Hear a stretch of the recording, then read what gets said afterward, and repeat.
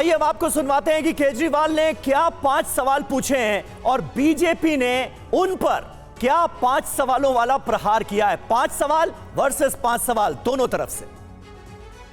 बिल्कुल जिस तरह मोदी जी देश भर में लालच देके या ईडी और सीबीआई की धमकी देके डरा के दूसरी पार्टी के नेताओं को तोड़ रहे हैं। UEM जयपुर एक आदर्श लक्ष्य है।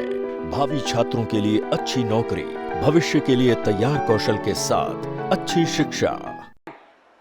पार्टियां तोड़ रहे हैं, सरकारें गिरा रहे हैं। क्या ये देश के लिए सही है? अरविंद केजरीवाल सत्ता के नशे में डूब चुके हैं।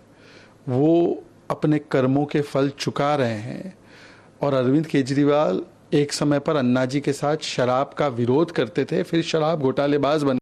जिन नेताओं को कुछ दिन पहले मोदी जी ने खुद सबसे भ्रष्टाचारी बोला, जिन नेताओं को अमित शाह जी ने खुद भ्रष्टाचारी बोला, कुछ दिन के बाद उनको बीजेपी में शामिल करा लिया। शराब नीति बना के शराब की तस्करी करने वाले अब शराब का नशा भी करने लगे हैं और ये बातें कोई वो व्यक्ति बोल सकता है जो अपने सुध-बुध में नहीं रहता। तो 2 सवाल हमने आपके सामने रखे, सवालों की झड़ी लगा दी गई है। कुल 5 सवाल दोनों तरफ से पूछे गए हैं, उनमें से 2 आपके सामने, लेकिन इन सवालों के मायने क्या है रवि, यह भी समझना जरूरी। बिल्कुल, देखिए अब आपको बताते हैं कि केजरीवाल के जो 5 सवाल हैं उनका अर्थ क्या है, उसके मायने क्या है, इसका सियासी मतलब क्या है, हिसाब किताब गुणा भाग क्या है। तो वो देखिए मायने हम बता रहे हैं। जो पहली बात है कि अपने पर दाग से ध्यान भटकाने की कोशिश, क्योंकि आरोप केजरीवाल पे गंभीर लगे थे भ्रष्टाचार को लेकर। दूसरा इसका अर्थ यह निकल सकता है कि आंदोलन वाली छवि के लिए संघ से सवालों का दांव किया गया है ताकि वो पुरानी छवि एक बार फिर से जनता के सामने आए। तीसरा मतलब यह हो सकता है बीजेपी और संघ में दरार पैदा करने की कोशिश। क्या वाकई ऐसा है? क्या मायने ये निकाले जाने चाहिए? ईडी सीबीआई पर हमले से खुद को बेकसूर साबित करने की ये रणनीति है क्या अरविंद केजरीवाल की? ये भी अहम सवाल है। 5वां अहम सवाल, हरियाणा दिल्ली चुनाव के लिए सवालों वाली राजनीति जो हो रही है, इसके मायने क्या हैं? ये भी आज हम समझने की करेंगे कोशिश। और हमारे साथ इस वक्त कुछ खास मेहमान मौजूद हैं, उनसे आपका तारुफ करा दें। वरुण पुरोहित जी हमारे साथ मौजूद हैं, नेता कांग्रेस पार्टी के। अवधेश कुमार जी वरिष्ठ पत्रकार हमारे साथ मौजूद हैं। शिवम छाबड़ा थोड़ी देर में आपको स्क्रीन पर नजर आएंगे, बीजेपी के प्रवक्ता। और राजेश गुप्ता प्रवक्ता आम आदमी पार्टी के, वो भी थोड़ी देर में आपको नजर आएंगे। लेकिन वरुण पुरोहित जी, पहला सवाल आपसे, ये आरएसएस और अरविंद केजरीवाल आम आदमी पार्टी के बीच कौन सा कनेक्शन साबित करने की कोशिश कर रहे हैं? संदीप दीक्षित वो कह रहे हैं जिससे अच्छे रिलेशन होते हैं सवाल तो उसी से पूछे जाते हैं। अच्छे रिलेशन है संघ के साथ अरविंद केजरीवाल के।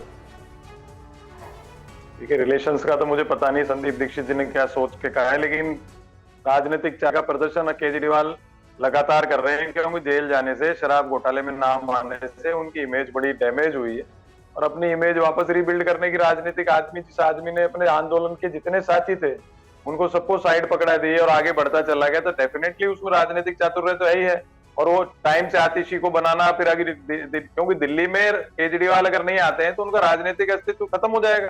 तो अपने राजनीतिक अस्तित्व के लिए लड़ाई उन्होंने प्रारंभ कर दी। और आरएसएस को बीच में, संघ को इसलिए घुसाने का प्रयास किया है कि संघ और मोदी जी में जिस प्रकार के बीच में स्टेटमेंट्स आए, भागवत जी के भी आए, इंद्रेश जी के भी आए, तो वो ये दिखाने का प्रयास कर रहे हैं संघ और जो है मोदी सेंट्रिक बीजेपी में डिवीजन। मतलब वरुण पुरोहित जी, आप ये मान रहे हैं कि संघ से जो अरविंद केजरीवाल ने सवाल किए हैं वो बेमानी है, उनका कोई मतलब नहीं है। सरकार ने, केंद्र सरकार की तमाम एजेंसियों ने अरविंद केजरीवाल के साथ जो सलूक किया वो बिल्कुल ठीक था, दुरुस्त था, कहीं किसी जांच एजेंसी का दुरुपयोग नहीं हुआ। ये कांग्रेस का पक्ष है? नहीं, बिल्कुल नहीं है। जांच एजेंसियों का तो पूरा दुरुपयोग हो रहा है, पूरा देश ही देख रहा है। जो प्रश्न उठाए वो तो फ्लोट कर रहे हैं ना, पहले से ही फ्लोट कर रहे हैं। सरकारें तोड़ रहे हैं बीजेपी वाले, सबको पता है। ईडी सीबीआई का क्या हो रहा है सबको पता है। और मोहन भागवत जी, मैंने कहा, इंद्रेश जी सब स्टेटमेंट दे रहे, सबको पूरे देश को पता है। हाँ। लेकिन बात है दिल्ली की राजनीति। हरियाणा में तो देखिए केजरीवाल जी का कुछ बनने वाला है नहीं, कांग्रेस की हवा है, कांग्रेस की सरकार बनेगी। दिल्ली में नहीं, छोड़िए, मैंने तो पूछा ही नहीं आपसे किसकी सरकार बनने जा रही है। मैं बस ये पूछ रहा था कि आप ये मान रहे हैं कि सवाल जो उन्होंने उठाए हैं वो जायज है?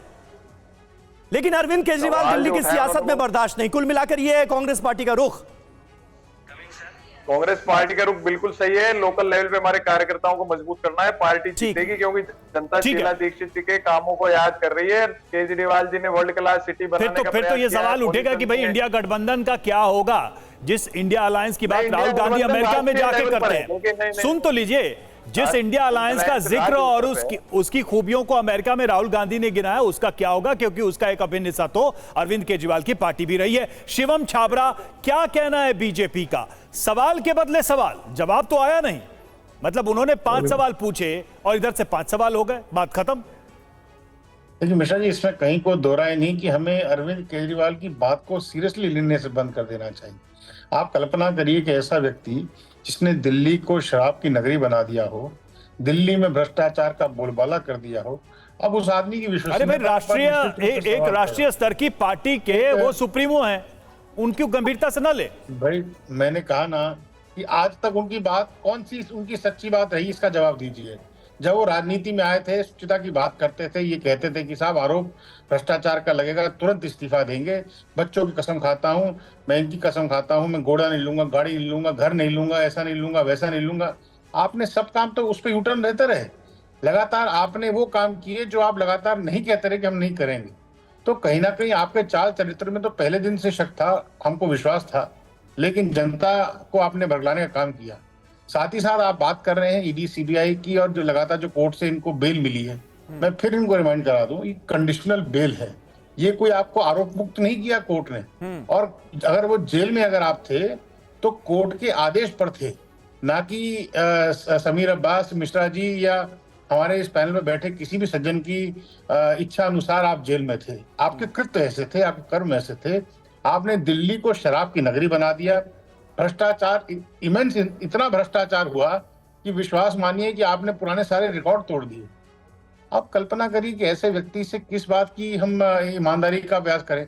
भाई आज इनको याद आ रहा है, इतना त्याग तपस्या की बातें बड़ी बड़ी ये लोग कर रहे हैं। इतनी त्याग तपस्या 150 दिन पहले कर लेते तो पता लगता कि वास्तव में आप पाक साफ हैं, आप इस बात पे सहयोग करना चाहते हैं कि जांच में शिवम जी, मैं लेकिन सहयोग करूंगा। अब तो बीजेपी जो कह रही थी वो मान लिया एक तरह से। अरविंद केजरीवाल ने इस्तीफा दे दिया। आप लोग कह रहे थे बार बार इस्तीफा क्यों नहीं भाई, देते, इस्तीफा क्यों नहीं देते, अब तो दे दिया उन्होंने ना इस्तीफा। समीर बाबू, मुझे इनके इस्तीफे से आप विश्वास मानिए, हाँ। सरकार तो रिमोट कंट्रोल की भी चलेगी, इसमें कहीं को दो राय नहीं है। हाँ। भाई आज आतिशी के माध्यम से रिमोट कंट्रोल के सरकार तो फिर आप दिल्ली में क्या चाहते हैं? चलेगी। मतलब आम आदमी और मैं- पार्टी सत्ता से ही बाहर हो जाए? मैंने फिर उसके लिए तो केवल चुनाव एक बात का कही। इंतजार करना पड़ेगा ना आपको। मैं केवल एक बात कहता हूं, इनकी राजनीति के मास्टर स्ट्रोक से दिल्ली का कितना नुकसान हो रहा है इसका कोई अंदाजा नहीं लगा रहा है। और ये सबसे दुर्भाग्यपूर्ण चीज है। मैं ठीक है। फिर कह रहा हूं, 1993 में दिल्ली में बीजेपी की सरकार थी। ठीक है।